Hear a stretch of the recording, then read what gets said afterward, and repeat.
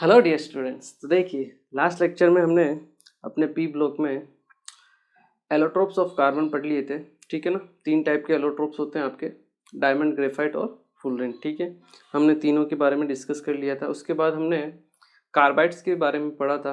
आपके 3 टाइप के कार्बाइड्स होते हैं, आयनिक कार्बाइड्स, ठीक है, दूसरे होते हैं covalent carbides and third one is interstitial carbides. ठीक है, इसके बाद हमने CO के बारे में पढ़ा था, जो आपका कंपाउंड होता है कार्बन का ही। ठीक है, कार्बन मोनोऑक्साइड, उसकी कुछ प्रॉपर्टीज़ पढ़ी थी। जैसे क्या क्या प्रॉपर्टीज़ होती है उसकी, एक तो वो कलरलेस, ऑडरलेस और न्यूट्रल गैस होती है। ठीक है, इसके अलावा बर्न विथ ब्लू फ्लेम। ठीक है ना, वो चीज़ इंपॉर्टेंट है, आपको ध्यान रखनी है। इसके अलावा CO जो होती है आपकी पॉइजनस गैस होती है। ठीक है ना, क्योंकि वो हीमोग्लोबिन के साथ एक कॉम्प्लेक्स फॉर्म कर लेती है, जो कि 300 टाइम्स मोर स्टेबल होता है जब आपका हीमोग्लोबिन का ऑक्सीजन के साथ जो कॉम्प्लेक्स बनता है उससे। ठीक है ना, तो इससे O2 की कमी हो जाती है हमारे शरीर में और आदमी मर जाता है। ठीक है ना। इसके अलावा हमने उसकी मेथड ऑफ प्रिपरेशन भी पढ़ी थी। CO को कैसे बनाते हैं हम, पता है। कार्बन की रेड हॉट कार्बन की रिएक्शन कराओ आप, स्टीम से पास करो, तो उससे आपका CO+H2 बनता है। ठीक है ना, इंपॉर्टेंट होता है, जिसे वाटर गैस या फिर सिन गैस बोलते हैं। और अगर कार्बन की एयर में रिएक्शन करवाते तो एयर में आपके O2 और N2 दोनों होती है। ठीक है, तो CO+N2 बनता है, जिसे हम बोलते हैं प्रोड्यूसर गैस। ठीक है, तो आई होप ये आप लोगों को क्लियर हुआ होगा। ठीक है, आज हम कार्बन का ही एक सेकेंड कंपाउंड है, जो कि है आपका CO2 ऑक्साइड है, उसे हम पढ़ते हैं कि CO2 क्या होता है। ठीक है, CO2 का फुल फॉर्म क्या आता है, carbon dioxide. CO2 carbon dioxide. ठीक है, अगर हम CO2 की बात करें तो इसका जो स्ट्रक्चर होता है, आप देखोगे जो स्ट्रक्चर होता है इसका लाइक दिस होता है। ठीक है, और ये जो कार्बन होता है ये आपका sp हाइब्रिडाइज होता है, sp हाइब्रिडाइजेशन होता है। ठीक है, एक तो ये इंपॉर्टेंट चीज होती है। दूसरा, हम इसे ड्राई आइस भी बोलते हैं। क्या बोलते हैं, ड्राई आइस। ड्राई आइस होता है आपका सॉलिड CO2। ठीक है, ये चीज़ इंपॉर्टेंट है। दूसरी चीज़ आपने देखा था, आपका CO जो होती है वो न्यूट्रल गैस होती है, बट CO2 एक एसिडिक गैस होती है। CO2 is an acidic gas. ठीक है ना, एसिड गैस क्यों होती है, क्योंकि जब हम CO2 की रिएक्शन करवाते हैं वाटर के साथ, तो आपका H2CO3 फॉर्म होता है, जिसे हम बोलते हैं कार्बोनिक एसिड। क्या बोलते हैं, कार्बोनिक एसिड। ये एक वीक एसिड होता है। ठीक है, और इसका एक और फंक्शन होता है कार्बोनिक एसिड का, कि it helps to maintain pH of blood between 7.26 to 7.42। ठीक है, लगभग इतनी वो मेंटेन करके रखते हैं हमारे ब्लड की pH को। ठीक है ना, इसलिए ये आपका इम्पोर्टेंट होता है। इसके अलावा CO2 एक फायर एक्सटिंग्विशर में भी काम में आता है, आपको पता होगा। ठीक है ना, CO2 क्या होती है, हेवी होती है। ठीक है ना, तो जैसे मान लो कहीं पे आग लग रही हो, ठीक है ना, मान लो सपोज करो यहाँ पे आग लग रही है। ठीक है, तो CO2 क्या होती है, आग किसकी वजह से लगती है आपके, अगर वहाँ पे ऑक्सीजन अवेलेबल है। ठीक है, अगर हम ऑक्सीजन की अवेलेबिलिटी को कम कर देंगे तो हम आग को आसानी से बुझा सकते हैं। ठीक है, तो CO2 का जब स्प्रे किया जाता है तो होता क्या है, CO2 यहाँ पे पूरा एटमोसफियर को एक्वायर कर लेती है। ठीक है ना, जहाँ जहाँ पे आग लगी हुई है। ठीक है, हेवी होती है, हेवी होने की वजह से क्या है, वो O2 को रिप्लेस कर देती है। ठीक है, तो O2 की कमी हो जाती है और थोड़ी देर बाद आपकी आग बुझ जाती है। ठीक है ना, तो ये मेन फंक्शन होता है CO2 का। इसके अलावा आपको पता होगा कि जब जैसे जैसे हम नीचे जाते रहें ज़मीन के अंदर, जैसे कहीं कोई खड्डा होता है, उसमें नीचे कोई गिर जाता है, तो उसको सांस लेने में क्या होती है, तकलीफ होती है। क्यों, क्योंकि वहाँ पे गहराई में आपके O2 की कमी होती है। ठीक है ना, वो होता क्यों है, क्योंकि आपकी O2 हल्की गैस होती है। ठीक है, तो जैसे आप गहराई में जाओगे, CO2 गैस होती है, हैवी होती है, वो क्या करती है, O2 गैस को रिप्लेस कर देती है। ठीक है, तो गहराई में आपके CO2 गैस बढ़ती जाती है और O2 की क्या होती रहती है, कमी होती रहती है, ठीक है ना। इसलिए थोड़ी देर बाद वो वहाँ पे भी आदमी के मरने के चांसेस बढ़ जाते हैं, ठीक है ना, क्योंकि ऑक्सीजन की कमी हो जाती है वहाँ पे, ठीक है ना। तो ये भी एक इम्पोर्टेंट पॉइंट होता है कि SCO2 या फिर CO2 is also used as a fire extinguisher and it is also heavy than oxygen, so it replaces oxygen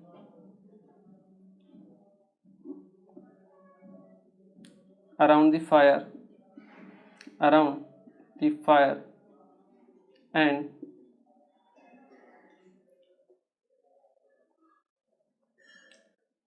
so it replaces oxygen around the fire, उसके चारों तरफ से ऑक्सीजन को रिप्लेस कर देती है। and in absence of oxygen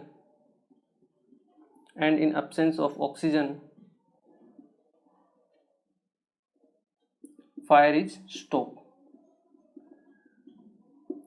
आग होती है आपकी बुझ जाती है, ठीक है ना। ये तो इसका मेन पर्पस हो गया, ठीक है। इसके अलावा अगर और इसकी CO2 की हम प्रॉपर्टी के बारे में बात करें तो हम इसके मेथड ऑफ प्रिपरेशन देखते हैं, ठीक है ना। एक बार आप इसे नोट कीजिए, फिर हम इसके मेथड ऑफ प्रिपरेशन देख लेते हैं।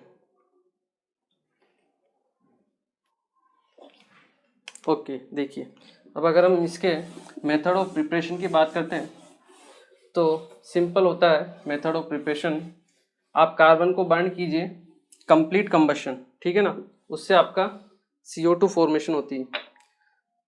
कार्बन का जब आप कंप्लीट कंबशन करते हो, ठीक है ना, आप लिख सकते हो मेथड ऑफ प्रिपरेशन या फिर प्रिपरेशन। इसको प्रिपेयर कैसे किया जाता है, जब आप कार्बन को बर्न करते हो कंप्लीट कंबशन, ठीक है ना, तो आपको CO2 गैस मिलती है, ठीक है। लेकिन अगर ये आपके एक्सेस बोल सकते हो उसको, लेकिन अगर आपके लिमिटेड सप्लाई में है ऑक्सीजन तो आपको CO2 नहीं मिलती है, तब आपको CO गैस मिलती है, कार्बन मोनोऑक्साइड, ठीक है ना। आपको कंप्लीट कंबशन करवाना पड़ेगा, मतलब O2 ज़्यादा चाहिए आपको, ठीक है ना, तभी आपको CO2 गैस मिलेगी, ठीक है। ये इसका नॉर्मल मेथड होता है। इसके अलावा आप मीथेन का भी कंबशन करवा सकते हो, मीथेन के कंबशन से भी आपको CO2 प्लस H2O मिलता है, ठीक है ना। ये भी इम्पोर्टेंट होता है। बैलेंस कर सकते हो आप ट्वाइस H2O ट्वाइस H2, ठीक है, 2 2 4 O2, ये 2 O2, ठीक है, क्लियर। इसके अलावा इसका एक लैब मेथड भी होता है, लैब मेथड में हम क्या करते हैं, कैल्शियम कार्बोनेट की रिएक्शन करवाते हैं एसिड के साथ, ठीक है। इससे आपका CaCl2 मिलता है, साथ में CO2 प्लस H2O बनता है, ठीक है ना। तो ये भी एक मेथड हो सकता है आपका लैब के लिए, ठीक है। बैलेंस करना है तो बैलेंस भी कर सकते हैं, ट्वाइस Cl2, ठीक है, CO2 प्लस H2O। इसके अलावा एक इसका इंडस्ट्रियल मेथड भी होता है। इंडस्ट्रियल मेथड में क्या होता है, इंडस्ट्रियल मेथड सिंपल होता है आपका, कैल्शियम कार्बोनेट को जब आप हीट करते हो, ये आपने मोल कॉन्सेप्ट में रिएक्शन बहुत बार पढ़ी होगी, कैल्शियम कार्बोनेट को जब आप हीट करते हो तो CO प्लस CO2 बनते हैं, ठीक है ना। तो ये 3-4 छोटे मोटे मेथड हैं इसके, जिससे आप CO2 को फॉर्म कर सकते हो, ठीक है। इनको नोट कीजिए, फिर इनकी कुछ और प्रॉपर्टीज के बारे में भी पढ़ते हैं, ठीक है ना। ओके, देखिए अब हम पढ़ते हैं इसके एक दो प्रोडक्ट के बारे में, कि इनके कार्बन के कौन कौन से प्रोडक्ट होते हैं, ठीक है ना। एक कार्बन का प्रोडक्ट होता है आपका कार्बन सब ऑक्साइड। क्या होता है, कार्बन सब ऑक्साइड। कार्बन सब ऑक्साइड होता है आपका C3O2, ठीक है ना। इसे हम क्या बोलते हैं, कार्बन सब ऑक्साइड। इसकी मेथड ऑफ प्रिपरेशन देखते हैं कि कैसे इसको बनाया जाता है। आप जब मेलेनिक एसिड, ये होता है आपका मेलोनिक एसिड, ठीक है, इसे हम क्या बोलते हैं, मेलोनिक एसिड, ठीक है। इसको जब आप हीट करते हो P4O10 की प्रेजेंस में। ये क्या होता है आपका मेलोनिक एसिड, मेलोनिक एसिड, ठीक है। इसको जब आप हीट करते हो P4O10 की प्रेजेंस में, तब आपको C3O2 बनती है, ठीक है। साथ में twice of H2, 2H2O release होते हैं आपके, ठीक है। आपकी रिएक्शन भी क्या है, बैलेंस है, ठीक है। C3O2 की अगर हम बात करें तो इसका स्ट्रक्चर कैसा होता है, C फिर डबल बॉन्ड O, इस टाइप का इसका स्ट्रक्चर होता है, ठीक है ना। तो एक इम्पोर्टेंट कंपाउंड होता है कार्बन का, कार्बन सब ऑक्साइड, जिसके मेथड ऑफ प्रिपरेशन क्या है, मेलोनिक एसिड को आप हीट कीजिए P4O10 की प्रेजेंस में, तो आपके पास कार्बन सब ऑक्साइड बनता है, ठीक है। इसके अलावा एक और इसका कंपाउंड होता है कैल्शियम साइनेमाइड। क्या होता है, कैल्शियम साइनेमाइड, कैल्शियम साइनेमाइड, ठीक है। इसका फॉर्मूला क्या होता है, CaCN2, ये आपको ध्यान रखना है, N के ऊपर 2 है, CaCN2 होता है, ठीक है। इसको बनाते कैसे हैं, आप कैल्शियम कार्बाइड की रिएक्शन करवा दीजिए, ठीक है ना। कैल्शियम कार्बाइड की रिएक्शन करवा दीजिए, उससे आपका ये फॉर्मेशन हो जाता है, ठीक है ना। इसकी रिएक्शन आप N2 के साथ करवा सकते हो, ठीक है ना। नाइट्रोजन गैस के साथ जब आप इसकी रिएक्शन करवाते हो CaCl2 की प्रेजेंस में, CaCl2 की प्रेजेंस में, तो आपको एक तो CaCN2 मिलेगा, ठीक है, और एक आप साथ में मिलेगा कार्बन, ठीक है। इस कंपाउंड को हम बोलते हैं, जो मिक्सचर मिला आपको, इसको हम बोलते हैं नाइट्रोलिम। क्या बोलते हैं, नाइट्रोलिम, नाइट्रोलिम, ठीक है। और इसका मेन पर्पस क्या होता है, ये फर्टिलाइजर में यूज आता है, ठीक है ना। कैल्शियम साइनेमाइड प्लस कार्बन, ठीक है, यूज्ड एज ए फर्टिलाइजर, ठीक है। और इसी मिक्सचर को जब आप हीट करते हो दोबारा, अगर आप इसी मिक्सचर को हीट करते हो तो आपको कैल्शियम साइनाइड मिलता है, CaCN होल ट्वाइस, ये होता है आपका कैल्शियम साइनाइड, कैल्शियम साइनाइड, ठीक है। तो आपको ये चीज़ ध्यान रखनी है, ये कैल्शियम साइनेमाइड है और ये आपका कैल्शियम साइनाइड है। साइनाइड में आपका CN होल ट्वाइस आता है, साइनेमाइड में आपका CaCN2 आता है, ठीक है ना। तो ये इंपॉर्टेंट होती है जो आपको ध्यान रखनी है। इसको कभी कभी CaNCN ऐसे भी लिखा जाता है, ठीक है ना, CaNCN। तो ये एक इम्पोर्टेंट रिएक्शन होती है कैल्शियम साइनेमाइड की, ठीक है, इसे नोट कीजिए। फिर हम इसकी एक दो और रिएक्शन है वो भी देख लेते हैं, ओके। देखिए, अब हम इसकी एक और रिएक्शन होती है, फोटोसिंथेसिस में भी काम में आता है। आप लोगों को पता होगा कि पेड़ पौधे अपना जो भोजन है वो कैसे बनाते हैं, CO2 गैस को एब्जॉर्ब करते हैं, ठीक है ना, और क्लोरोफिल के जरिए, और आपकी जो HNU मतलब लाइट होती है, सूरज की रोशनी, उसके जरिए वो अपना भोजन बनाते हैं, ठीक है ना। तो उसे हम क्या बोलते हैं, photosynthesis,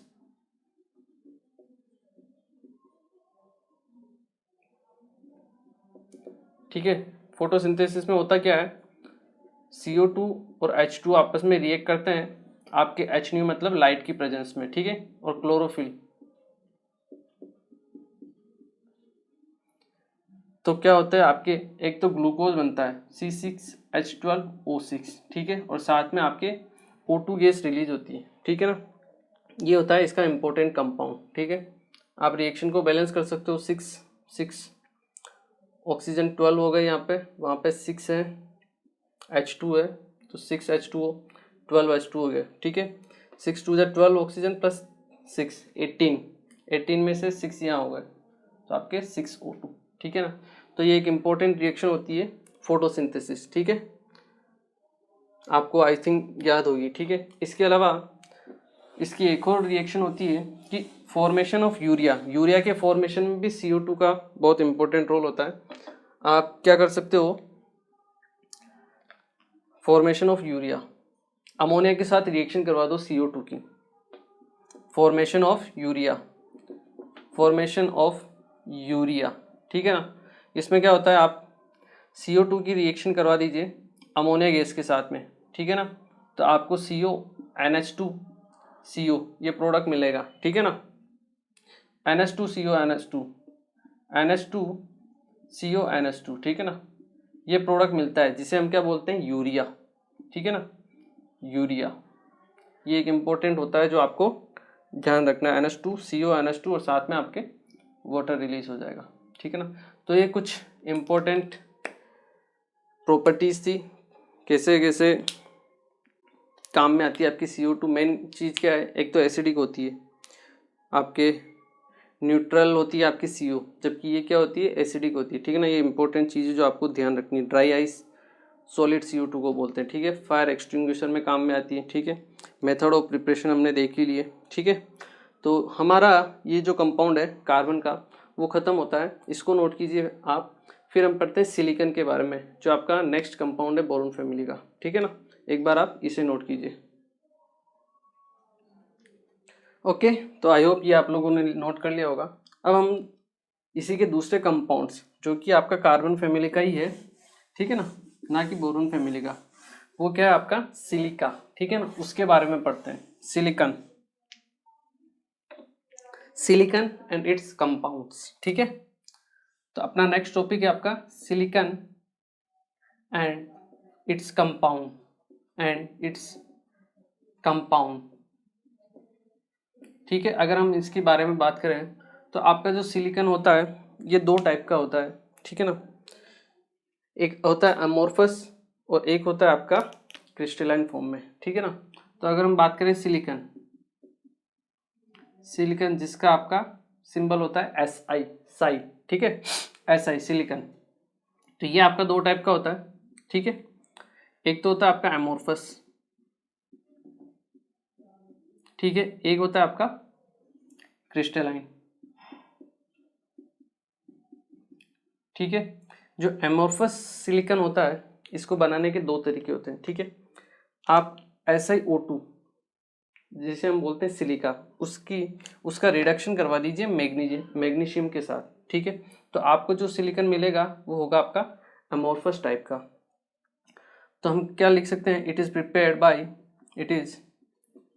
prepared by reduction of SiO2 with magnesium, ठीक है ना।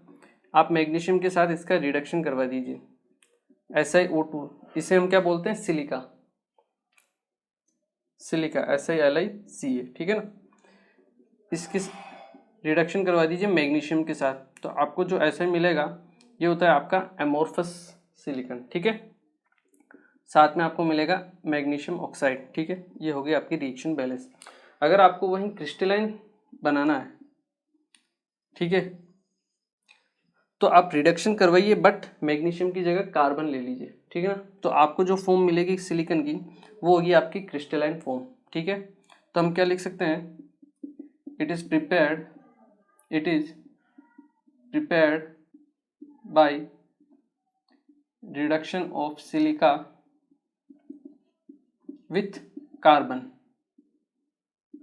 ठीक है ना। तो आप SiO2 की रिएक्शन करवाइए कार्बन के साथ, ठीक है। तो आपको ऐसा ही मिलेगा और साथ में Cu, कार्बन मोनोऑक्साइड गैस मिलती है, ठीक है। तो इस तरह से आप एमोर्फस और क्रिस्टलाइन सिलिकन को ऑब्टेन कर सकते हो, ठीक है। इसके अलावा अगर आपको एमोर्फस को अगर क्रिस्टलाइन में कन्वर्ट करना है तो वो भी पॉसिबल होता है, ठीक है ना। एमोर्फस आपका सिलिकन है, एमोर्फस सिलिकन, इसको आपको कन्वर्ट करना है क्रिस्टलाइन सिलिकन में, ठीक है ना। तो वो भी पॉसिबल होता है। आप क्या करो, एमोर्फस सिलिकन को मेल्ट कर दो, ठीक हो, मेल्ट करके उसको फ्यूज कर दीजिए। फ्यूज करने के बाद जब वो वापस रिक्रिस्टलाइज होता है, वापस जमता है, ठीक है ना, जिसे हम बोलते हैं रिक्रिस्टलाइजेशन, ठीक है ना। जब वो रिक्रिस्टलाइजेशन होगा तो अपने आप आपको जो मिलेगा उसके बाद सिलिकन, वो कौन सा होगा, आपका क्रिस्टलाइन फॉर्म का होगा, ठीक है। इसके अलावा अगर आपको हाई प्यूरिटी सिलिकन बनाना है तो वो भी आप ऑब्टेन कर सकते हो SiCl4 से, ठीक है ना। तो नेक्स्ट पॉइंट आप नोट करके लिख सकते हो, for obtaining high purity silicon ठीक है, we have to reduce SiCl4 with magnesium. आप SiCl4 का रिडक्शन करवा दीजिए मैग्नीशियम की प्रेजेंस में, ठीक है। तो इससे जो आपको सिलिकॉन मिलेगी वो आपकी प्योर सिलिकॉन रहेगी, ठीक है। साथ में मिलेगा MgCl2, ठीक है। तो ये कुछ रिएक्शंस होती है सिलिकॉन की, ठीक है ना, कि सिलिकॉन का होता क्या है, टाइप्स क्या है, और उसे हम कैसे ऑब्टेन कर सकते हैं, ठीक है। इसे नोट कीजिए। फिर हम पढ़ते हैं सिलिका, उसकी जो स्ट्रक्चर होती है उसके बारे में पढ़ते हैं, ठीक है ना। एक बार आप इसे नोट कीजिए। ओके, देखिए अब हम पढ़ते हैं सिलिका के बारे में, SiO2 के बारे में, ठीक है, कि सिलिका क्या होता है। तो अगर हम सिलिका की बात करें, ठीक है, SiO2, नेक्स्ट कंपाउंड है आपका SiO2, सिलिका SiO2। तो इसका जो स्ट्रक्चर होता है वो इम्पोर्टेंट होता है, ठीक है ना। इसका स्ट्रक्चर कैसा होता है, SiO SiO Si SiO Si, इस टाइप का आपका 3D स्ट्रक्चर होता है, ठीक है ना। और एक आपकी यूनिट में आपके 8 एटम्स होते हैं, alternate SiO Si SiO SiO Si, इस टाइप से आपका ये नेटवर्क बढ़ता रहेगा आगे। O फिर Si, ये O, ये Si, फिर आपका O Si, ये आगे आपका बढ़ता रहेगा, बिल्कुल आगे की तरह आपका बढ़ता रहेगा, ठीक है ना। एक सिलिकॉन आपका 4 ऑक्सीजन के साथ बॉन्ड में रहेगा, मतलब 4 ऑक्सीजन के बीच में आपका एक सिलिकॉन रहता है, ठीक है ना। इस टाइप से ये आपका नेटवर्क बढ़ता रहेगा, SiO Si, फिर SiO SiO Si, एक 3D नेटवर्क है, जॉइंट नेटवर्क, ठीक है ना, जो आगे की तरफ आपका बढ़ता रहेगा, ठीक है, चारों तरफ, ठीक है।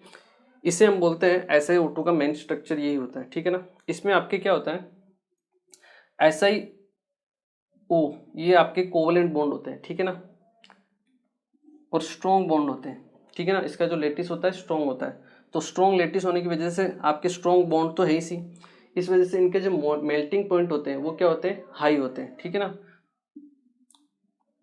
ड्यू टू, आप लिख भी सकते हो, due to strong covalent bond their melting point is high, ठीक है ना। आपके मेल्टिंग पॉइंट क्या होते हैं, हाई होते हैं, ठीक है ना। और ये एक 3D नेटवर्क होता है। एक पॉइंट और लिख सकते हो, the structure is a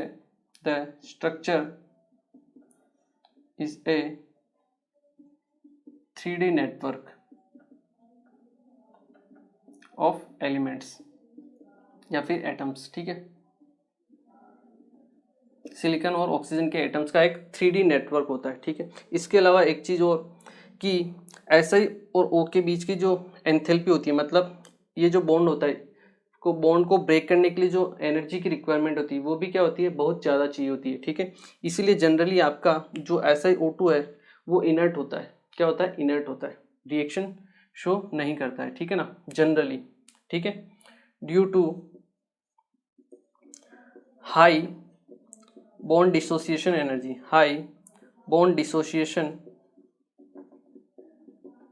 energy of SiO bond, generally SiO2 means silica is inert means बहुत कम रिएक्शन ये शो करता है, ठीक है। और ये मेन कॉन्स्टिट्यूएंट होता है आपका सैंड का और क्वार्ट्ज का, ये पॉइंट भी आप लिख सकते हो, it is main constituent of sand and quartz, ठीक है ना। ये होता है आपका सिलिका, ठीक है। इम्पोर्टेंट होता है इसका स्ट्रक्चर जो आपको याद होना चाहिए, ठीक है ना। एक यूनिट में आपके 8 एटम होते हैं, 4 तो सिलिका के, 4 ही आपके ऑक्सीजन के अल्टरनेट, ठीक है। इम्पोर्टेंट होता है, ठीक है, इसे नोट कीजिए। फिर हम इसकी जो रिएक्शन है, वैसे तो ये इनर्ट होता ही है, लेकिन कोई कोई रिएक्शंस होती है जो ये शो करता है, तो वो हम रिएक्शंस देख लेते हैं। एक बार आप इसे नोट कीजिए।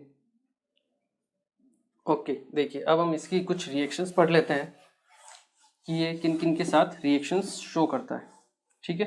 अगर हम बात करें सिलिका की, और इसकी हम रिएक्शन देखें आपकी फ्लोरीन के साथ, ये केवल और केवल फ्लोरीन के साथ रिएक्शन शो करता है, ठीक है ना। Silica is only react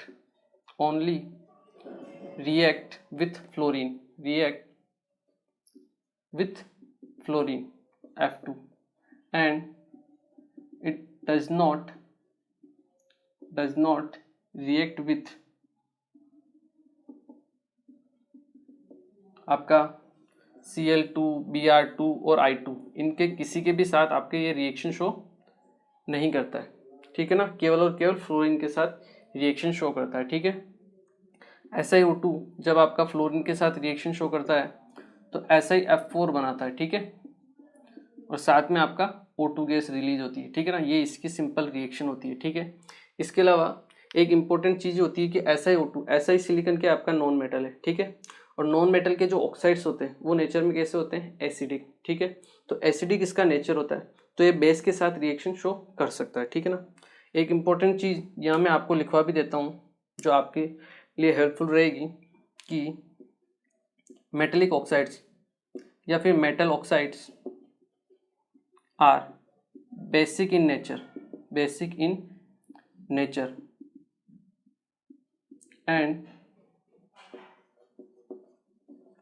non metal oxides are acidic in nature, ठीक है ना। ये चीज़ आपको ध्यान रखनी है, ये चीज़ आपके बहुत काम आती है इनऑर्गेनिक में, कि मेटल के ऑक्साइड होते हैं बेसिक मतलब वो एसिड के साथ रिएक्शन कर सकते हैं, और जो नॉन मेटल होते हैं उनके ऑक्साइड क्या होते हैं, एसिडिक, मतलब वो बेस के साथ रिएक्शन कर सकते हैं। ये सभी के लिए एप्लीकेबल है, तो इसको आप नोट करके लिख दीजिए, हाईलाइट करके, ठीक है। कर लिया नोट, ओके। देखिए अब हम देखते हैं रिएक्शन विथ NaOH। ये तो क्या थी आपकी रिएक्शन विथ फ्लोरीन, आप हेडिंग डाल के लिख सकते हो, रिएक्शन विथ F2। अब आती है आपकी रिएक्शन विथ NaOH।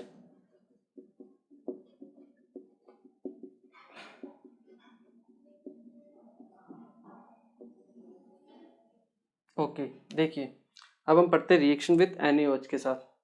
SiO2 जब रिएक्शन करता है आपका NaOH के साथ, SiO2 क्या है आपका +4 ऑक्सीडेशन स्टेट में, ठीक है ना। इसका नेचर क्या होता है, एसिडिक, ठीक है। तो ये बेस के साथ रिएक्शन शो करेगा और आपका बनाएगा Na2SiO3, ठीक है, Na2SiO3, ठीक है, और साथ में आपका H2, इसे हम बोलते हैं सोडियम सिलिकेट। इसका एक नाम और होता है, याद कीजिए क्या होता है,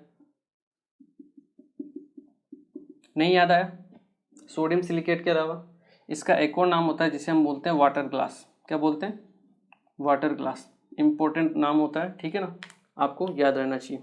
तो इसकी एक रिएक्शन होती है NaOH के साथ जिससे आपका सोडियम सिलिकेट बनता है, ठीक है। इसके अलावा एक और रिएक्शन होती है इसकी HF के साथ, रिएक्शन विथ HF के साथ भी ये रिएक्शन शो करता है, ठीक है। HF के साथ कौन सी रिएक्शन होती है आपकी, SiO2 रिएक्शन शो करता है आपके HF के साथ, ठीक है। सबसे पहले बनाता है आपका SiF4, ठीक है, ये 4 प्लस साथ में H2O, ट्वाइस ऑफ H2O। ये जो SiF4 होता है ये दोबारा HF के साथ रिएक्शन शो करता है, SiF4 दोबारा आपका HF के साथ रिएक्शन शो करेगा और H2 SiF6 बनाता है, जिसे हम क्या बोलते हैं, हाइड्रोफ्लोरोसिलिसिक एसिड। इसे हम क्या बोलेंगे, आपका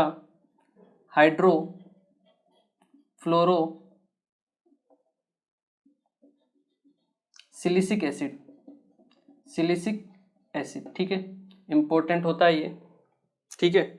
SiO2 HF के साथ रिएक्शन करके SiF4 बनाता है और SiF4 आपका दोबारा HF के साथ रिएक्शन करके H2SiF6 बनाता है, जिसे हम बोलते हैं हाइड्रोफ्लोरोसिलिसिक एसिड। इसका मतलब क्या है, आप ये जो सिलिका है ये रिएक्शन कर रहा है HF के साथ, इसका मतलब आप HF जो आपका एसिड होता है उसे आप ग्लास की जो बोटल्स होती है जिसमें सिलिका मेन होता है, आप वहाँ पे स्टोर नहीं कर सकते हो। तो ये एक इम्पोर्टेंट पॉइंट होता है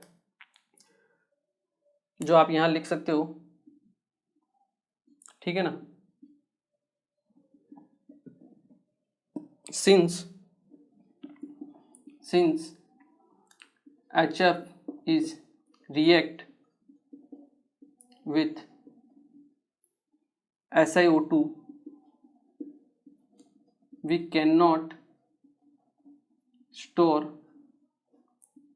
HF in ग्लास बोटल्स में आप इनको स्टोर नहीं रख सकते हो, ये एक इम्पोर्टेंट चीज़ होती है, ठीक है ना। इसके अलावा इसका एक और इम्पोर्टेंट पॉइंट ये होता है कि आपने देखा होगा ना, जैसे जो आपके ग्लास होते हैं बहुत सारे शॉप्स के ऊपर जो बाहर कांच के ग्लास लगे रहते हैं उनके ऊपर नाम लिखा हुआ रहता है, ठीक है ना। तो वो भी आपके इसी प्रोसेस के जरिए वो होता है, नाम लिखना जो भी वगैरह होता है वो इसी प्रोसेस का उसमें यूज होता है, ठीक है ना। तो ये एक इम्पोर्टेंट चीज़ होती है, इम्पोर्टेंट रिएक्शन होती है, ठीक है ना। इसी प्रोसेस को आप ईचिंग ऑफ ग्लास भी इसको बोला जाता है, ठीक है ना, ईचिंग ऑफ ग्लास। इस प्रोसेस को आप ईचिंग ऑफ ग्लास भी बोलते हो, ईचिंग ऑफ ग्लास, ठीक है ना। ये भी एक इम्पोर्टेंट टर्म आ जाता है, ठीक है ना। ईचिंग ऑफ ग्लास में क्या होता है, आपका SiO2HF के साथ रिएक्शन शो करता है, ठीक है। ये इसकी कुछ इम्पोर्टेंट रिएक्शंस होती है, ठीक है ना, जो आपको ध्यान होनी चाहिए। अगर हम इसके यूजेस के बारे में देखें कि इसका कहाँ यूज आता है, तो इसका यूज एक तो आपका जो लाइटर्स वगैरह होते हैं या फिर क्लॉक्स वगैरह होती है आपकी, ठीक है ना, हाई एक्यूरेसी वाली क्लॉक्स, वहाँ पे इसका यूज आता है सिलिका का, ठीक है, या फिर आपके क्वार्ट्ज का। क्या लिख सकते हैं, तो अगर हम SiO2 सिलिका इज यूज्ड, ठीक है ना, for making glass, main constituent glass का आपका SiO2 होता है, एंड एज क्वार्ट्ज, जो आपका क्वार्ट्ज होता है ये आपका मेन यूज में आता है आपके घड़ियों में, ठीक है ना, जो वॉचेज होती है वहाँ पे इसका यूज में आता है, या फिर आपके लाइटर्स में, ठीक है ना। SiO2 is use for making glass and as quartz in making lighters and watches, ठीक है ना। जैसे लाइटर में आपने देखा होगा क्वार्ट्ज क्या होता है, जैसे लाइटर में क्या होता है, क्वार्ट्ज टाइप का आपका जो मटेरियल रहता है उसके ऊपर एक वो जो मटेरियल होता है उसके ऊपर स्पार्क प्रोड्यूस होता है, ठीक है ना, प्रेशर की वजह से। स्पार्क प्रोड्यूस होने की वजह से वहाँ पे क्या होता है, मतलब एक प्रेशर अप्लाई किया जाता है। आप जब लाइटर को ऑन करते हो, ठीक है ना, तो आप एक प्रेशर अप्लाई करते हो। प्रेशर अप्लाई होने की वजह से क्या होता है, एक पीजो इलेक्ट्रिसिटी एक नाम होता है, चीज़ होती है, उसमें क्या होता है, जब आप किसी चीज़ के ऊपर प्रेशर अप्लाई करते हो तो ठीक है ना, तो वो जो मटेरियल होता है वो इलेक्ट्रिसिटी कंडक्ट करने लग जाता है, ठीक है ना। इस चीज़ को हम बोलते हैं पीजो इलेक्ट्रिसिटी, और उस मटेरियल को हम क्या बोलते हैं, पीजो इलेक्ट्रिक मटेरियल, ठीक है। तो उस मटेरियल पे जब आप टच करते हो, जो भी आपका प्रेशर अप्लाई करते हो, तो वो जो मटेरियल होता है वो क्या करता है, इलेक्ट्रिसिटी को कंडक्ट करने लग जाता है, ठीक है, जिसकी वजह से वहाँ पे एक स्पार्क प्रोड्यूस होता है। और जब वो स्पार्क आपका फ्यूल्स की प्रेजेंस में, उसमें आपका लिक्विड भरा रहता है, ठीक है ना, तो वो फ्यूल्स जब उस स्पार्क के टच में आता है तो आपका फायर जनरेट होती है, ठीक है ना। तो ये एक इम्पोर्टेंट चीज़ होती है, ठीक है ना। इसे हम लाइटर में यूज में आते हैं, तो इसको हम क्या बोलते हैं, पीजो इलेक्ट्रिसिटी भी नाम इसका आता है, piezo electricity, due to piezo electricity, ठीक है ना। पीजो इलेक्ट्रिसिटी क्या होती है, on applying pressure it conduct electricity, ठीक है। ये होता है इसके कुछ यूजेज होते हैं जो इम्पोर्टेंट्स होते हैं, ठीक है। एक बार आप इन्हें नोट कीजिए, फिर हम जियोलाइट्स के बारे में पढ़ते हैं, ठीक है ना, कि जियोलाइट्स क्या होते हैं, ठीक है। एक बार आप इन्हें नोट कीजिए। ओके, तो आई होप ये आप लोगों ने नोट कर लिया होगा। अब हम पढ़ते हैं जियोलाइट्स के बारे में कि जियोलाइट्स क्या होते हैं। जियोलाइट्स बेसिकली एल्यूमिनियम सिलिकेट्स होते हैं, ठीक है ना। एल्यूमिनियम और सिलिकॉन के एक कंपाउंड्स होते हैं, ठीक है, उनको हम बोलते हैं जियोलाइट्स। क्या होते हैं आपके जियोलाइट्स। जियोलाइट्स की अगर हम बात करें तो ये आपके क्या होते हैं, एल्यूमिनो सिलिकेट्स होते हैं। क्या होते हैं आपके, एल्यूमिनो सिलिकेट्स, इनको हम बोला जाता है एल्यूमिनो सिलिकेट्स। ओके, देखिए एल्यूमिनो सिलिकेट्स क्या होते हैं। इसमें बेसिकली क्या होता है, जब आप सिलिका SiO2 का जो स्ट्रक्चर होता है, ठीक है, हमने देखा था जब आप SiO2 में से कुछ सिलिकॉन को रिप्लेस कर देते हो एल्यूमिनियम से, ठीक है ना, तो जो आपका स्ट्रक्चर होता है वो आपका रहता है जियोलाइट्स। उसे हम क्या बोलते हैं, एल्यूमिनो सिलिकेट्स, ठीक है ना। जैसे आपका जो स्ट्रक्चर था, कैसा था आपका structure, SiO O SiO Si like this, ठीक है ना। ये क्या था आपका, जॉइंट नेटवर्क स्ट्रक्चर था।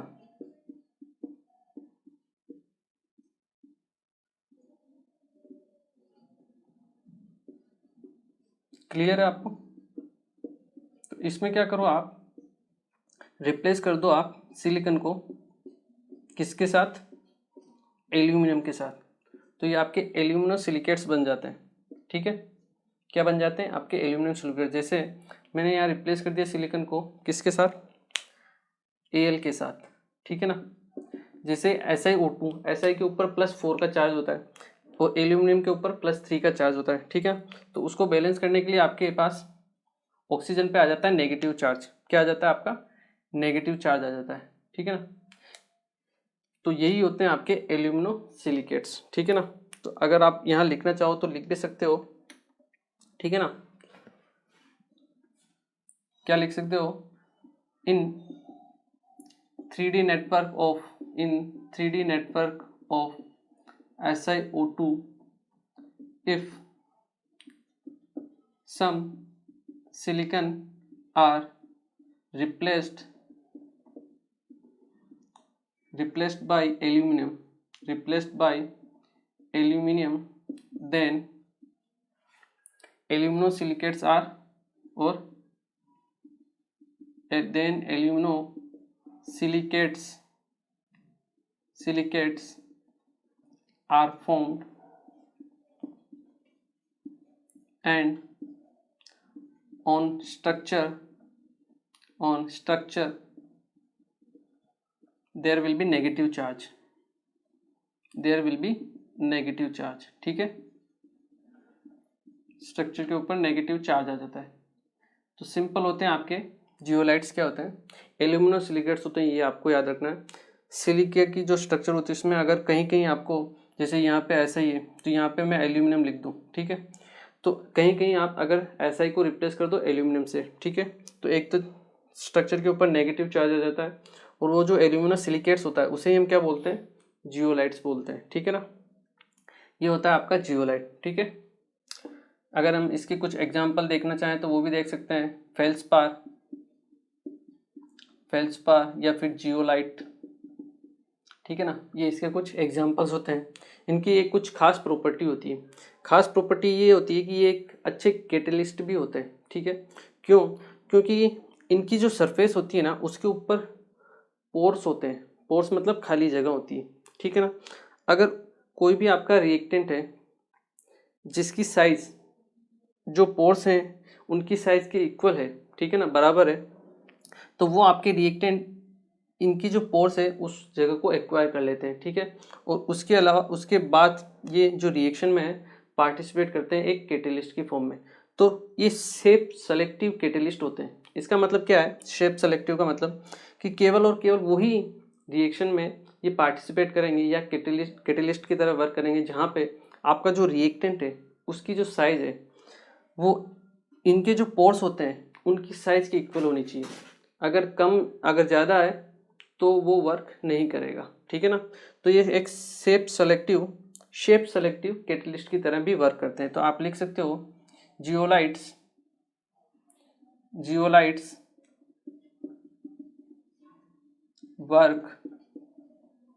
works as a shape selective catalyst,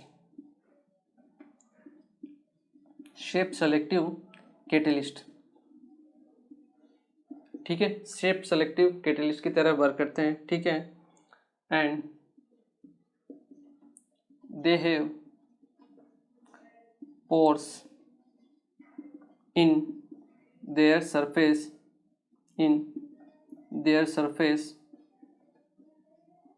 and work as a catalyst for only those reactions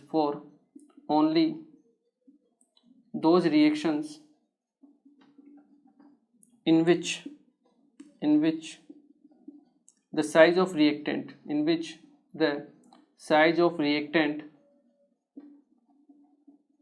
is similar to size of pores of zeolites, ठीक है ना। इसीलिए ये आपके एज शेप सेलेक्टिव जियोलाइट्स की तरह वर्क करते हैं, ठीक है ना। एक जियोलाइट का एक फॉर्मूला है, मतलब जो एक आपका एग्जांपल है जियोलाइट का, वो होता है आपका ZSM5। एक बार आप इसे नोट कर लीजिए, ठीक है ना, मैं आपको यही बता देता हूँ। Okay, clear. देखिए ZSM5 क्या होता है आपका, ZSM5 ये आपका एक जियोलाइट्स होता है जो जियोलाइट की तरह वर्क करता है। आपको इसका नाम बिल्कुल याद रखना है, ठीक है ना। ये आपके एल्कोहल को पेट्रोल या गैसोलीन में कन्वर्ट कर सकता है, ठीक है ना। आपका जो एल्कोहल होता है, एल्कोहल को किस में कन्वर्ट कर देता है, ये पेट्रोल में।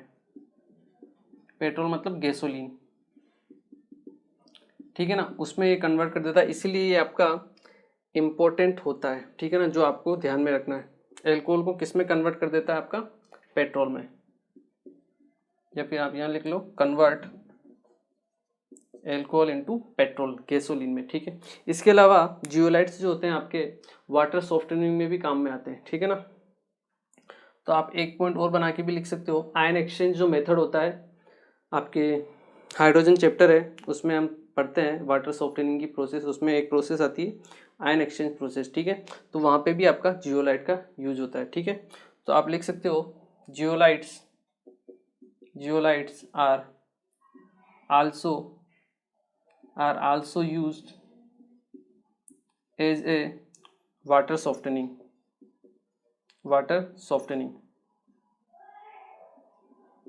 ठीक है, इन आयन एक्सचेंज मेथड, ठीक है। तो ये एक इम्पोर्टेंट होता है जो आपको ध्यान रखनी है जियोलाइट्स के बारे में, ठीक है। तो आज का लेक्चर को हम यहीं फिनिश करते हैं, ठीक है ना। आज फिर हमने कार्बन से रिलेटेड जो हमारी प्रॉपर्टी थी, एक तो CO2 थी वो पढ़ी थी, ठीक है। उसके बाद हमने मेनली सिलिका के बारे में पढ़ा, ठीक है, और उसकी प्रॉपर्टीज़ पढ़ी सिलिकन की। उसके बाद हमने स्टार्ट किया सिलिका क्या होता है, उसके क्या क्या यूज़ होते हैं वो देखे हमने। और उसके बाद हमने देखा जियोलाइट्स, ठीक है। नेक्स्ट लेक्चर में हम सिलिकेट्स के बारे में देखेंगे, ठीक है, और सिलिकॉन्स के बारे में देखेंगे, ठीक है। तो मिलते हैं फिर नेक्स्ट लेक्चर। Thank you.